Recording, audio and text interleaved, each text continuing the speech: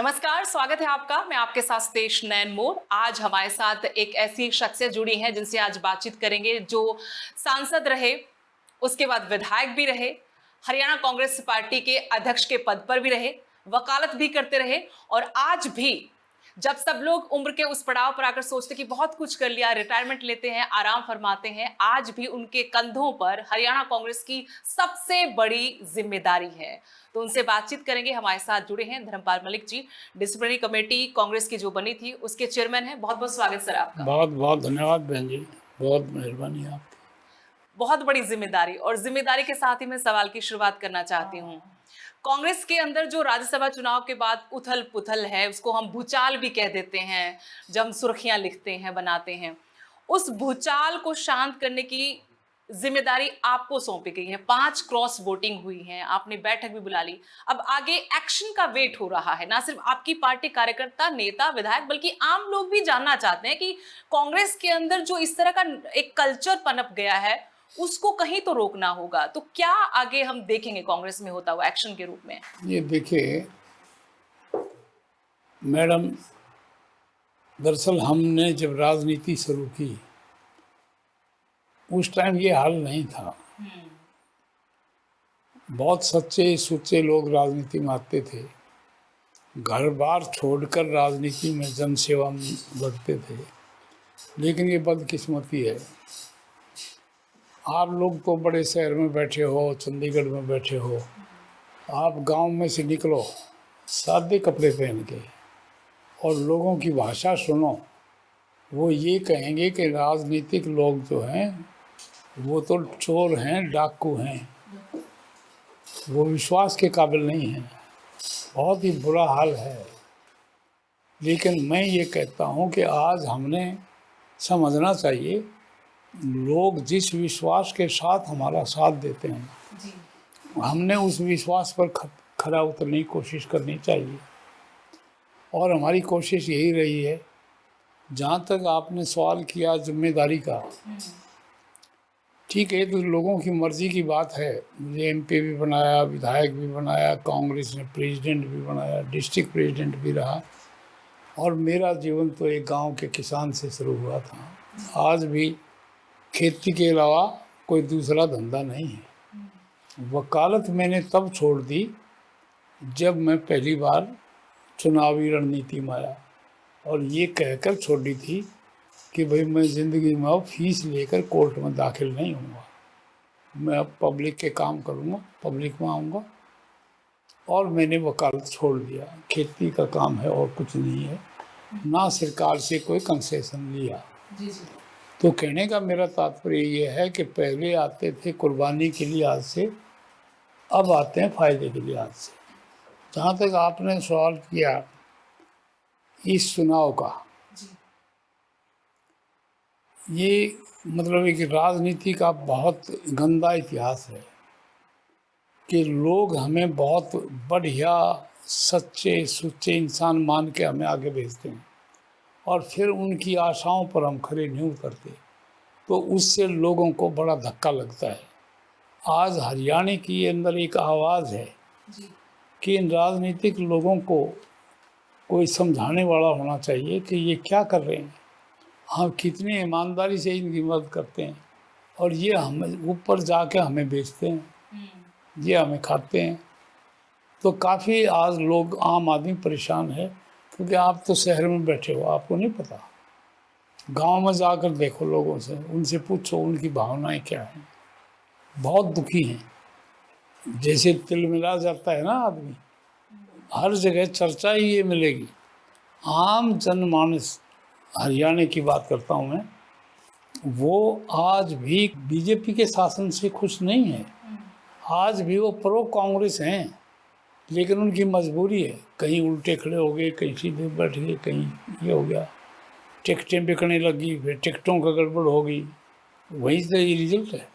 इसीलिए खराबी हो गई, सारा सिस्टम ही बैठ गया, लोग रोएंगे। लेकिन जब जब हम ये सवाल करते हैं कि आपने क्रॉस वोटिंग की, बिक गए, तो कहते हैं बिके हैं तभी तो खरीदे हैं। जब खरीदारी की बातें आती हैं तो कमी तो कांग्रेस के विधायकों में हुई ना।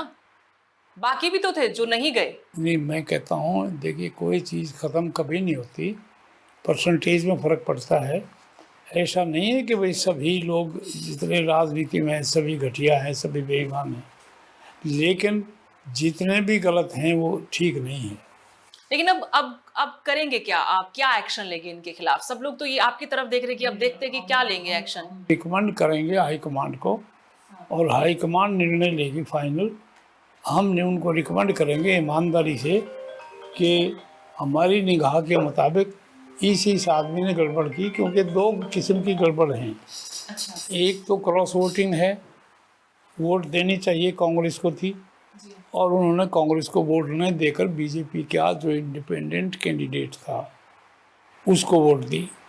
और दूसरी गड़बड़ है कि 4 आदमी ऐसे हैं जिन्होंने अपनी वोट कैंसिल करा दी, मतलब वो किसी को नहीं गई, कैंसिल हो गई, क्योंकि कांग्रेस के 37 विधायक हैं 90 में से, लेकिन वोट आई 28, 9 वोट हमारी, 4 कैंसिल होगी और 5 क्रॉस वोट कर दिया। ये जो 4 कैंसिल हुए वो करवाई है आपके विधायकों ने?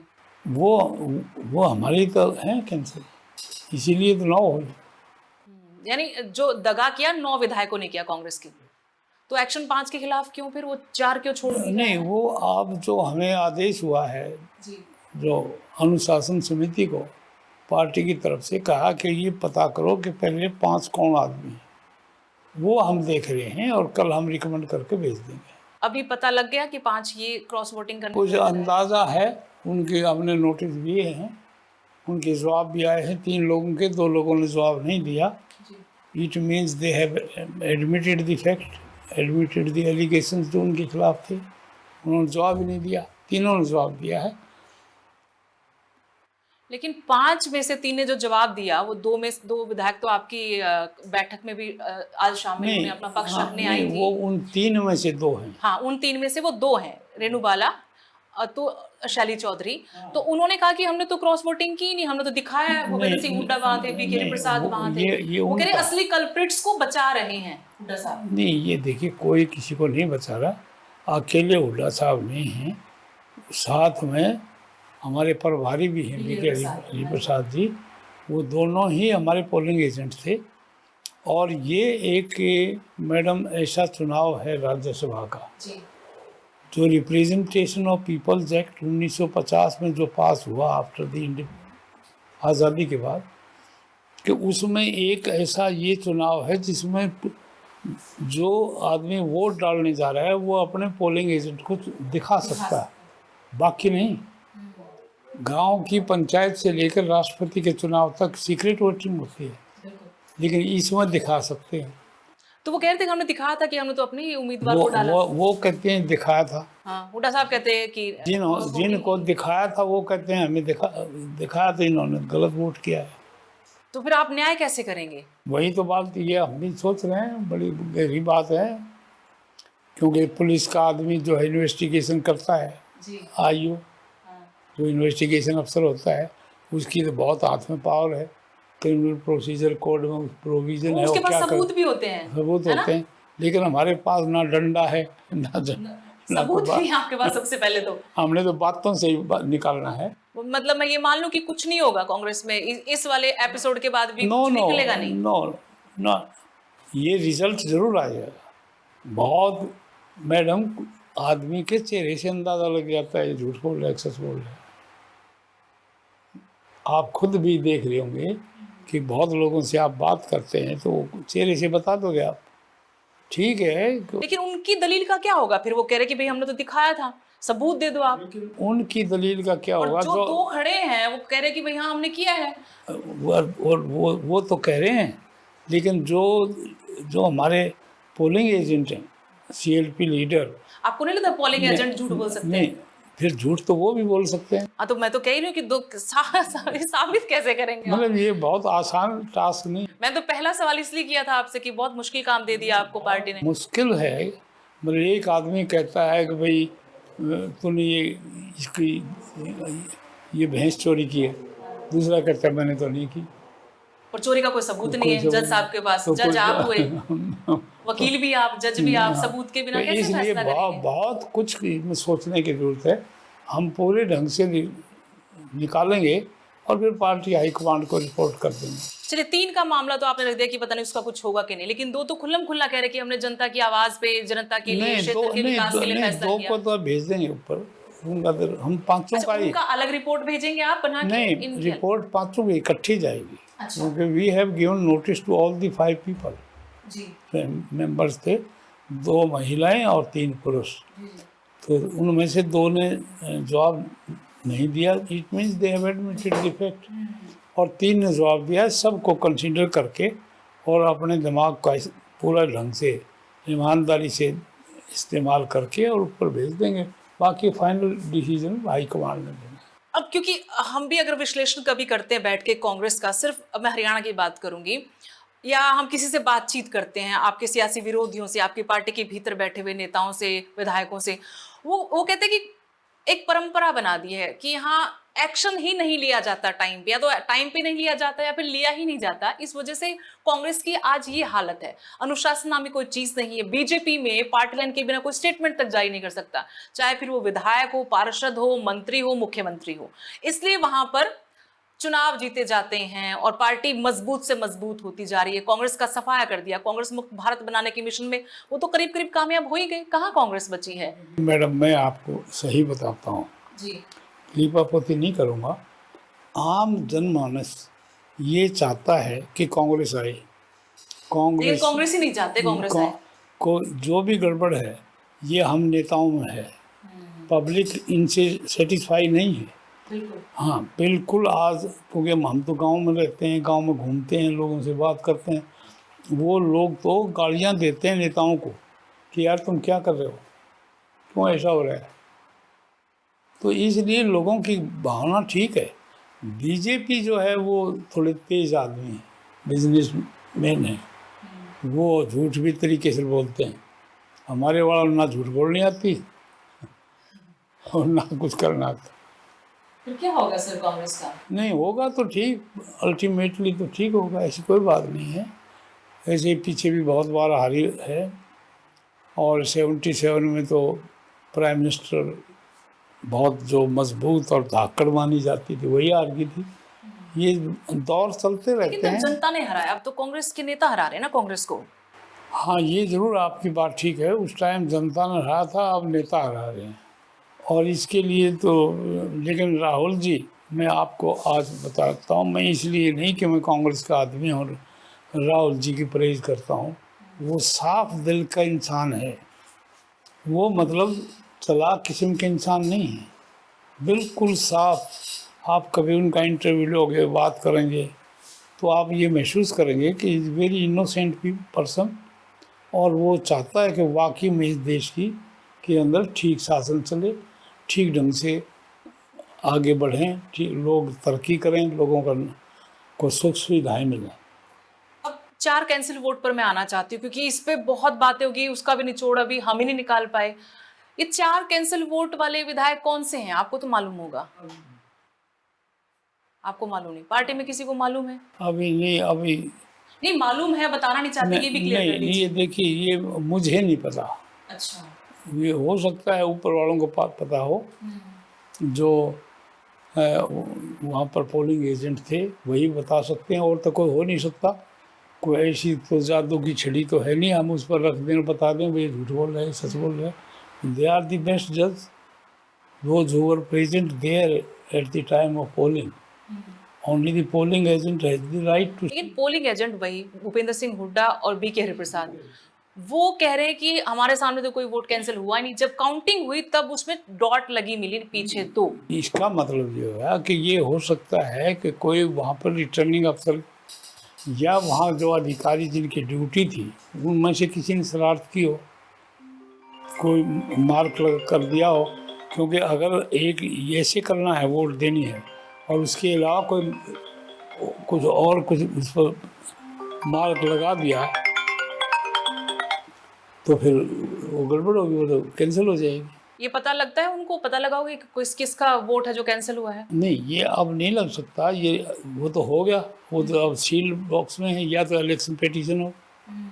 लेकिन भूपेंद्र सिंह हुड्डा यहाँ पर गोकुल सेतिया इसी ऑफिस के बाहर बैठे, मंजू चौधरी भी आकर बैठ गई जब नाम चला उनका कि ये कैंसिल वोट वाले विधायक हैं, तो भूपेंद्र सिंह हुड्डा ने हाथ उठाकर उनको उठाया और ले गए और कहा कि इन्होंने कैंसिल नहीं किया वोट, इनका वोट कैंसिल नहीं है।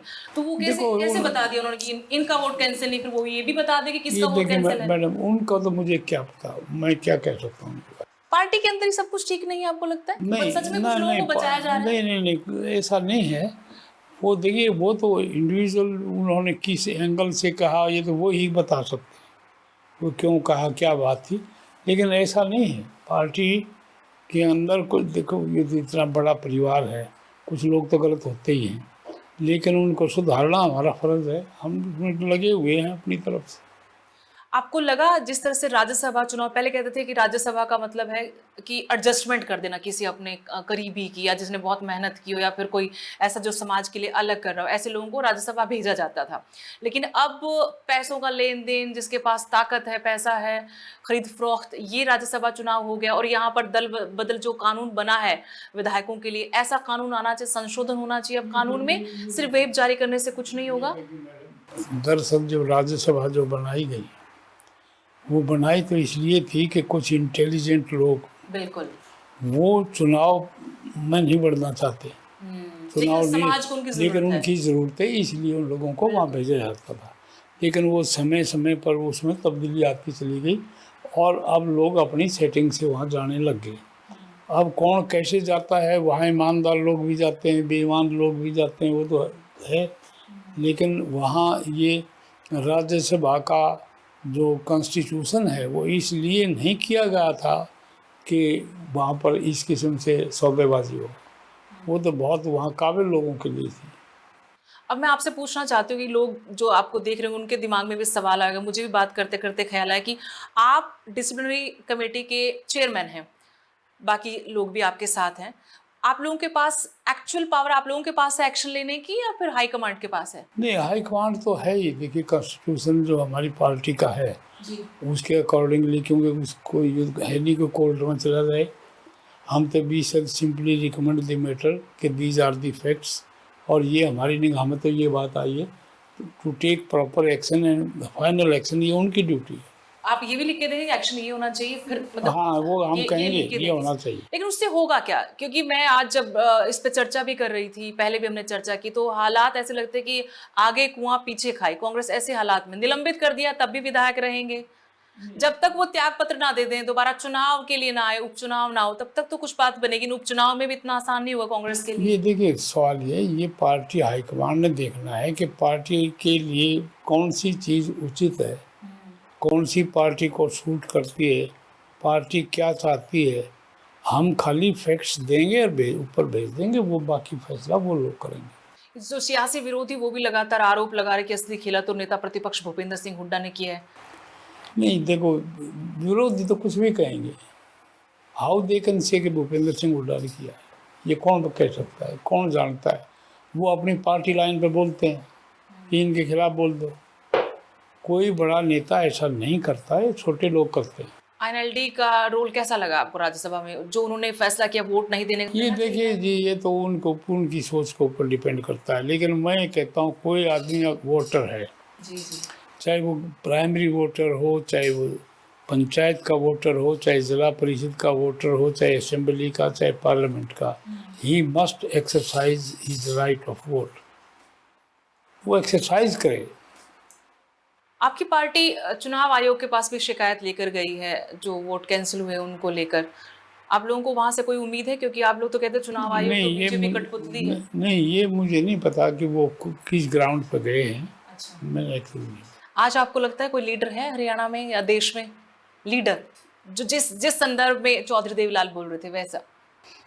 ये देखिए, वैसे तो है, ऐसी बात नहीं है, लेकिन क्योंकि गिरावट का मामला तो है, लेकिन अच्छे हैं कुछ आदमी, ऐसी कोई बात नहीं है।